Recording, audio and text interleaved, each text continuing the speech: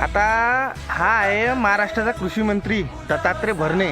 आता याचं म्हणणं असं आहे, आता आधी कसं होतं की 50 किलोची युरियाची बोरी येत होती, मग त्यांनी 45 किलोची केली.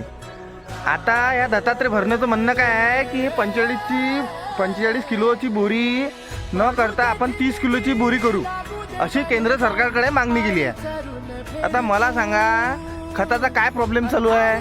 खताचा प्रॉब्लेम चालू आहे की खत महाग झाला आहे, खत मिळत नाही आहे, खताचे रेट खूप जास्त आकाशात पोहोचलेले आहे. याच्या कमी मागणीसाठी आंदोलनं चालू आहे ह्या भारतामध्ये, या महाराष्ट्रामध्ये.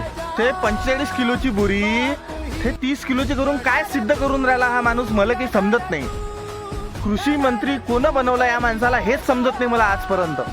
दर कमी करा, लिंकिंग बंद करा, दम असेल तर ते कृषी केंद्राचा जो आंदोलन चालू आहे त्यांच्या मागण्या पूर्ण करा. मग 45 किलोची बोरी 30 किलोची करजा, पण पहिले कृषी केंद्राची ज्या मागण्या आहे कृषी केंद्रावाल्याच्या त्या पूर्ण करा. मग एवढा शौक आहे 30 किलोची बोरी करायचा, मग शेतकऱ्याचा 1 क्विंटलही 70 किलोचा करा. मग करा ना 70 किलोचा.